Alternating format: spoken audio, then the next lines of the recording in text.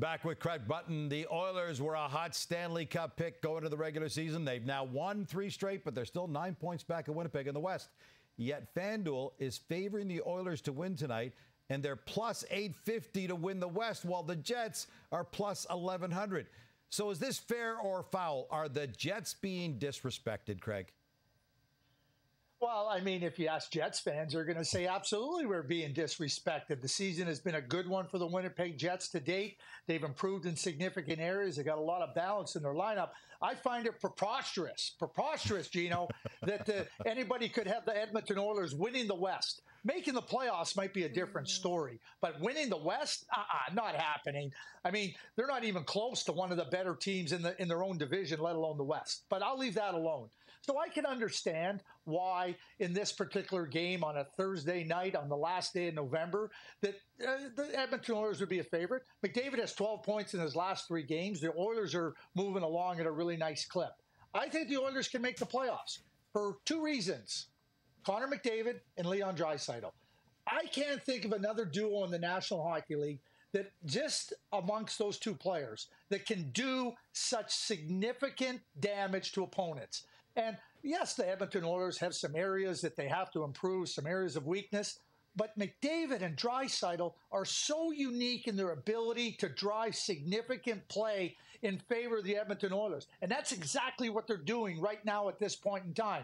So, yeah, maybe beat the Winnipeg Jets on the road in Winnipeg. Win the West. No way. I wouldn't put a penny on that bet. You would also call it preposterous, which is pretty darn impressive. Okay, there's no denying McDavid and Draisaitl's greatness. They're 1-2 in points since coming to the league. Nobody else even close.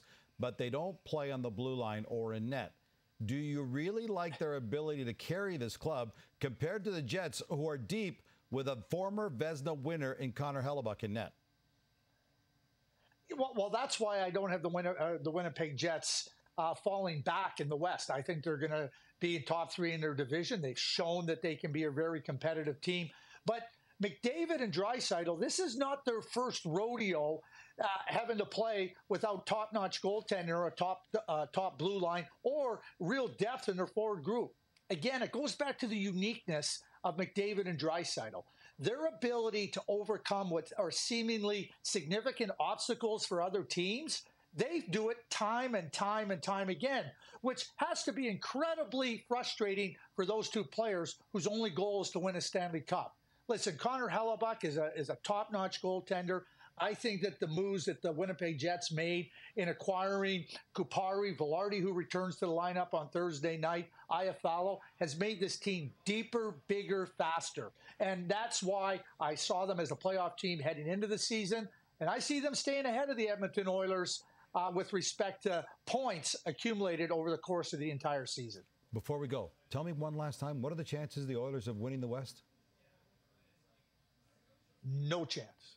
Preposterous. And that's going to come back. That's going to come back to haunt me because now this is showing up everywhere. It kind of goes back to when I said the Montreal Canadiens wouldn't win 1 game against the Toronto Maple Leafs in the 21 playoffs. They went all the way to the Stanley Cup final. I ate crow then. Oh, boy, I don't like the taste of crow, Gino.